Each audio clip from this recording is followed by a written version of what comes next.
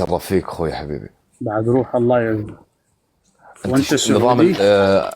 ايه مكتوب للرد العلمي. شنو الرد العلمي؟ يعني شنو مواضيعك مثلا؟ الرد العلمي اللي هو المبني. ما اسمع. ها الردود العلمية أرد على المعتقدات والأديان المنحرفة المبتدعة. مثل اي دين اللي تشوفهم؟ أي دين يخالف القرآن والسنة النبوية. مثلا يعني ما هو الدين الذي يخالف القرآن والسنة؟ العن ابو حيك 5-0 مثلا 5 في في اي بي. دين يا بعد وجهي يا بعد عيني انت. انا برد عليك. تفضل اخوي. يا بعد قشطه. مثلا في دين يقول إن الله له ذيل وبطن ويصعد وينزل ويقعد على العرش وإلى أطيط صوت البار. اي دين؟ دين أبو هريرة والبخاري ومسلم. دين البخاري وأبو هريرة ومسلم. دين ابو هريره والبخاري والمسلم. نعم. انت طائفي يعني؟ لا مو طائفية. الحوار لا، الحوار في الأفكار ليس لها علاقة على بنية تحتية بالعراق صح؟ فتذهب للمذاهب صح؟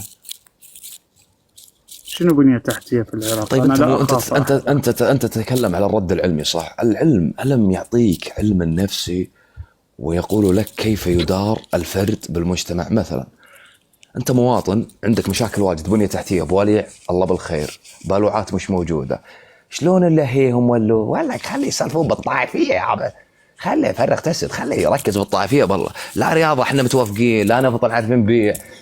خلاص 2025 تكلم لي بابو هريرة والطائفية، ايش فيك مصاح انت؟ هل في حضارة متعلمة ومتطورة تتكلم بالمذاهب؟ ايش فيك انت يا ولد؟ ما الفائدة؟ ما الفائدة؟ أجيبك أنا اهدأ شوي. ما الفائدة؟ طيب سأجيبك. ال2000 لا أريد الفائدة بعدين أتكلم في الموضوع. إذا أعطيتني الفائدة سوف أتكلم. الفائدة أريد أجاوبك. شلون تريدني أجاوبك وأنت ما تخليني أتكلم؟ لا بس أبي الفائدة بعدين ننطلق في والله لا أسكت. حلفت لك أنا صح؟ أريد الفائدة بس. أتكلم. يلا. غير أجاوبك الفائدة. شلون أتكلم؟ أنت جاي تتهرب، هذا دليل على ضعفك. طيب يسأل عن الفائدة، يقول إحنا في السنة 2025. السنة 2025 جوزت لك شرب بول البعير يا متطور. دينك يحث على شرب بول البعير. عطنا الآية لو دينك ولا الحديث. أعطيك الآية، حديث النبي صحيح. خوي أنت رجل علمي صح؟ فأعطنا أي شيء تقول عطنا تفضل. أي جايب زي أعطيك الحديث. أنا مو جاي أقول لك النبي يقول وأكمل لك الجزء والصفحة، بس أنت قلق وبالدليل حركات إيدك ووضع إيدك في فمك كذي بعد شوف يدل على التوتر بعد شوف الحركات. طيب شوف متوتر. شوف الحديث مهرج لأنه خايف من دينه. مهرج فيه بس. عطنا المضمون، اتركنا بالتصرفات. أنا أعطيك المضمون. تذهب إلى صحيح البخاري في باب الإبل، أعطيك الصفحة، باب الإبل رقم الحديث 4430. النبي يقول وخذوا من الإبل بولها واشربوها. دينك يحد على بول شرب البعير. عمركم شربتوا معه؟ تتكلم على التطور، قوم اشرب بول البعير. أخوي أنت تتبع محمد صلى الله عليه وسلم ولا لا؟ زين بدون اسقاطات، نتكلم في أمور علمية يا أخي. امسك نفسك شوي. معذر العلم. يلا رد على بول البعير. خلاص أنا بدي أرد عليك. أنت الحين خلنا نعرف ما توجهك. أنت رجل تؤمن بمحمد صلى الله عليه وسلم ولا لا؟ لا تهرب. أبرد عليك والله. أقدر أرد عليك وسكتك الحين خلاص. كثير من الأحاديث ضعيفة جدا. رجل أنشأ القرآن الكريم تتكلم على ديني لا يقول اشرب البعير. والله عمرك شربت البعير؟ فرديت عليك حاليا. الحين خلينا نتكلم عليك. هرب من أحاديث النبي. أهرب إذا كان الحديث أبرد عليك. طيب أنا أهرب من شيء فعلا إن كان في شك. أنا ما أشرب بول. سؤال رديت عليك. طيب سوي ما هو ردك على من يقول بول شرب؟ أنا ما رديت إلى الآن، ما رديت. ما هو ردك على من يجوز شرب بول البعير مثل نبيك؟ شنو ردك عليه؟ صراحة ما عمري سمعت الشيء هذا، والله ما سمعت. يلا سأكتب لك الحديث وأخرجه أمام الجمهور. يلا قدام. أنت ما سامع، دليل على أنك غير مثقف في دينك. زين. الثانية نبيك يبول في الطرقات. ترى سألتني 3 أسئلة وما خلتني أسأل سؤال واحد. لا ما راح أعطيك. لا ما عادي، ما بالعكس والله لا تعطيني. حنا طال عمرك جمهور متعلم، نعلم الإنسان عندما يخاف من ملاقاة الشخص اللي قدامه يتكلم ورا بعض. بالعكس هذه تتكلم أنت وأنا ما راح أرد عليك. إذا ما تبي أرد راح أتكلم حالك. نبيك ابول في الطرقات. ما هو طيب ردك عطني عن نبيك فرصة أبول أرد. طيب في الطرقات؟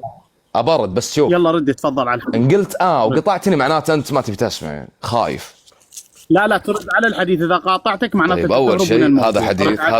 هذا حديث يعني يجوز أن يتحرف، فهمت؟ أنا عمري ما شربت بول بير ولا أحد جداني ولم نفعلها ولم أرى في حياتي أحد يشرب بول البعير. لك حديث صحيح. برد عليك. طيب. صحيح، حدثوا العلماء، علماء صححوا الحديث. انت قاعد تقاطعني علماء صححوا الحديث. تبي تتكلم الحالة؟ لا تقول ولا حديث بتكلم محرف. بالعكس. لا حديث.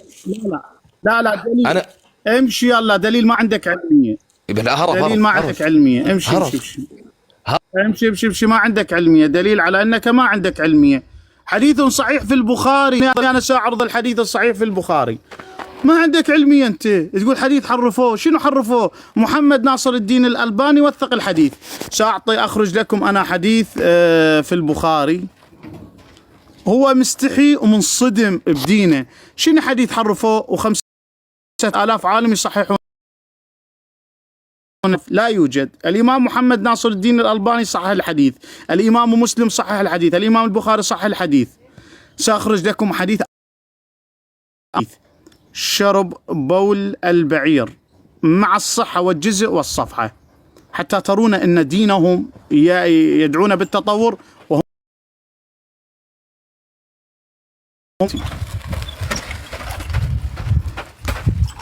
تفضلوا أخواني. هذا الحديث راح أطلعنا في الصفحة إن النبي عندهم يحث على شرب بول البعير. هو مهرج ما يعرف دينه، والدليل يقول أنا ما سامع بهذا الحديث. يعني أنت ما سامع بيه، شلون قاعد تنكره؟ شيء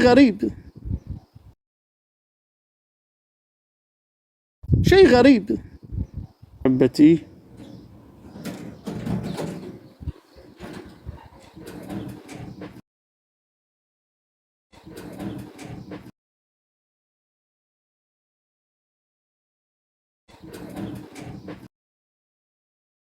هذا يقول إن هذا ليس بجيد، اللي ينكرون بول البعير، والصواب طهارة أبوال الإبل ونحوها ممن يؤكل لحمه، كما يأتي دليله في حديث العرنيين والخلاصة إن بول الإبل طاهر ودواء نافع، فقد أمر رسول الله بشربه. وهذا الحديث ابن عباس يقول إن أبوال الإبل شفاء للضربة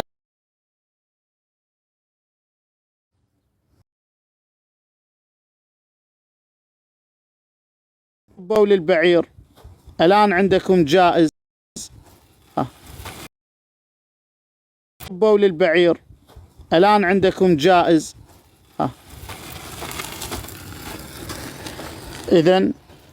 إذن علماء السنة يجوزون شرب بول البعير، بل يقولون شفاء. فتأمر بالتطور وأنت دينك يحث على شرب بول البعير. طيب أين التطور في الموضوع؟ اللي بعده.